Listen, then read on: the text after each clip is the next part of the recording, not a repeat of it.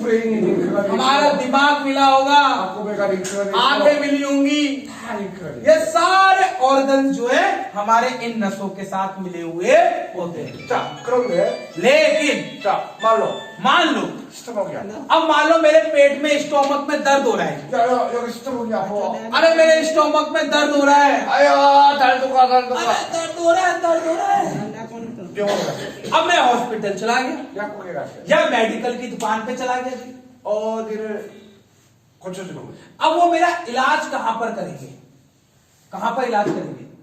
스토막이요. वो मेरे पेट का, स्टोमक का इलाज करेंगे जी। 그죠? सही बात है या नहीं है? 약도, दवाई भी 인젝션도. या इंजेक्शन हुआ, 다 스토막. ये सब आपको स्टोमक वाला ही दिया जाएगा। 자, 그래서 약을 먹고 인젝션을 하면 अब जब आप दवाई खाते हो, इंजेक्शन लगवाते हो, 그때는 좋아져. अब उस समय आपको लगता है हाजी मैं सही हो गया, 그런데 लेकिन 또 얼마 안 있다가 कुछ समय बाद ही जो है, अरे फिर दर्द हो रहा है, 또 약국에 가. फिर मेडिकल की दुकान पे चले गए जी।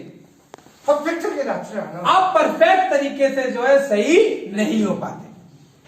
예, 아시죠? मेरी बात समझ में आ रही है नहीं आ रही है? 자, 그런데 लेकिन 여러분이 스토막이 아파서 세라즘에 왔어. अब भाई स्टोमक में दर्द की वजह से आप सैराजम में आए, 그러면 여러분들 스토막 테라피 해요? तो आपको क्या यहाँ पर स्टोमक की थेरेपी दी जाती है क्या? 어디래? कहाँ पर थेरेपी देते हैं जी? 이상하다. ओ बड़ी अच्छी बात है। 왜 스토막이 아픈데? अरे स्टोमक में दर्द है, 왜? क्यों? 릴게트랄까? क्यों रीढ़ की हड्डी पर थेरेपी देते हैं जी? 루츠라 그래, 루츠. क्यों? क्योंकि रीढ़ की हड्डी क्या है? हमारी जड़ है, जड़। 이 릴게트는 우리 뿌리야, 뿌리. ये रीढ़ की हड्डी क्या है? हमारी जड़ है, जड़। 그래서 릴게트에 너르브스가 연결돼 있고 여기 스파인이 돼 있기 때문에 अब ये क्या इस तरीके से नसों के साथ हमारी स्पाइन से जुड़ी होती है, 아, 이게 T6구나. और ये स्टोमक वाला पॉइंट होता है T6 वाला जी। 야, T6구나. ये T6 वाला पॉइंट होता है। 그래서 T6에 अब इस T6 में 라인볼을 대고 अब यहाँ पर 9 बॉल रखकर 우리가 테라피하는 거야. और हम जो है वो थेरेपी लेते हुए चलते हैं। 뿌리를 테라피하는 거야. हम क्या जड़ के ऊपर जो है थेरेपी ले रहे हैं, इलाज कर रहे हैं, 그래서 और इसलिए 릴게트 हमारे शरीर की जड़ है. और जड़ है, इसलिए जड़ कहते है. हैं कि रीढ़ की हड्डी जो है हमारे शरीर की जड़ है, जड़ है, जड़ है। 그죠? मैं वीडियो मत बनाना सर। 그죠? सही बात है ये नहीं है जी? 자, 그러면 우리 저기 어니언을 अब ये प्याज जो है, 자, 여기 어니언이 있네. अब ये प्याज है जी। 자, 어니언을 할 때 अब भाई प्याज का जब हम ऐसे एग्जांपल देते हैं, 자, 여기 컵에다가 अब एक कप में जो है पानी 넣고 पानी डाल के 뼈아들을 넣어. अब उसके ऊपर जो है हमने प्याज रख दिया। 자, 제일 먼저 생긴 게 뭐예요? अब सबसे पहले प्याज में से क्या चीज निकलेगी जी? 자, 처음 먼저 생긴 게 저러부터 생겨. सबसे पहले क्या होगा? इसमें से जड़ निकलेगी, 저러가 생기고 그 다음에 और जड़ निकलने के बाद क्या निकलेगा जी? और उसके बाद ये पौधा निकलेगा। 맞았어요? सही बात है या नहीं है जी? 자, 그런데 लेकिन 저러가 안 나오고 अब जड़ तो निकली नहीं, 저러가 썩었어요. अब ये जड़ क्या हुआ? सड़ गई जी। 이게 나와야 안 나와요? तो फिर ये पौधा निकल पाएगा क्या?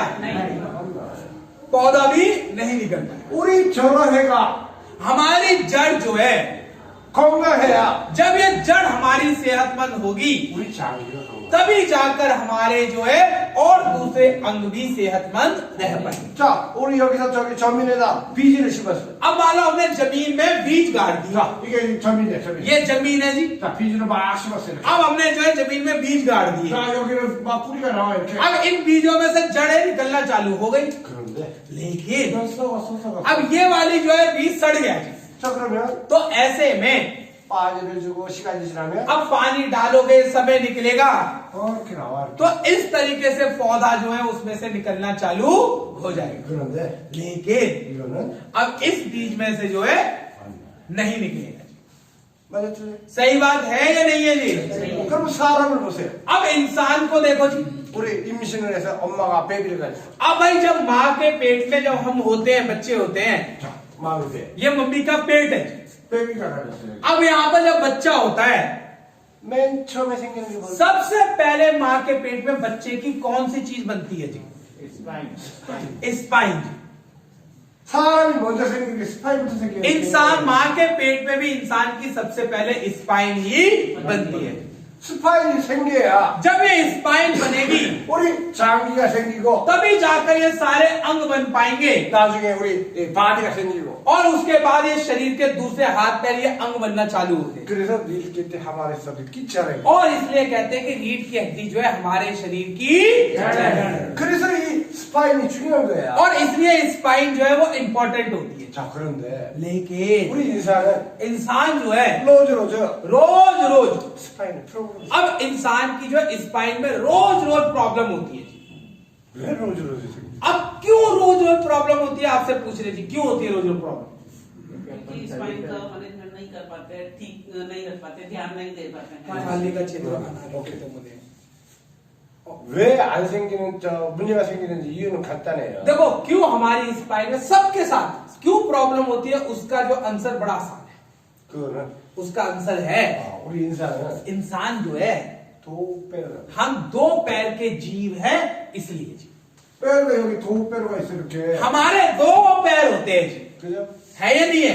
그리고 여기 꼬부리가 있어. और इधर ऊपर जो है सबसे हमारे ऊपर एक खोपड़ी होती है। 도빼로를 걸어. अब हम दो पैरों पे चलते हैं 그러면 तो ऐसे में 떨어지는 머리 무게에 프레스가 돼. तो ऊपर से खोपड़ी जो है लगातार हमें नीचे की तरफ प्रेस करती रहती है। 그런데 애니멀은 लेकिन जानवर जो होते हैं 짜르빼로야. उनके चार पैर होते हैं। 자, 짜르빼로 애니멀은 अब ये चार पैर के जो जानवर होते हैं 스파인에 프로블럼이 없어요. अब उनकी स्पाइन में भी दिक्कत नहीं होती। 그런데 인간은 도빼로가 시다야. लेकिन इंसान के दो पैर होते हैं, रीढ़ की हड्डी सीधी होती है। 그래서 시다가 अब सीधी होने की वजह से 도빼로인데 अब ये दो पैर होते हैं, 도하트가 프리. ये ऊपर वाले ने दो हाथ हमें काम के लिए फ्री दे रखे हैं। 자, 그러면 이 하트를 अब ये हाथ जो है 유지가 돼. अब हमें हाथों का इस्तेमाल करते हैं। 그죠?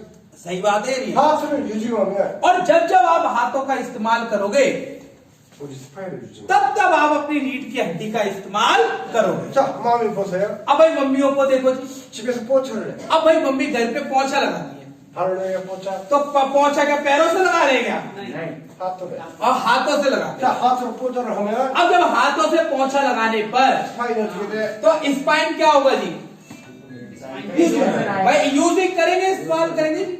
자, 자루를 했어. अब झाड़ू लगाएगी, 하트로 해. अब हाथों से लगा रहे हैं 스파인을 유지. तो साथ में स्पाइन का इस्तेमाल हो रहा है। 빨래를 해. अब कपड़े धो रहे हैं, 하트를 유지해. हाथों का इस्तेमाल कर रहे हैं, 스파인.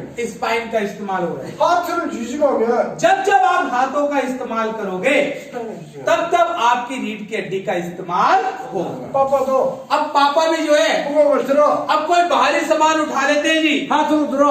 अब ये हाथों से भारी सामान उठाते हैं 스파인을 유지. तो आपकी जो है स्पाइन में परेशानी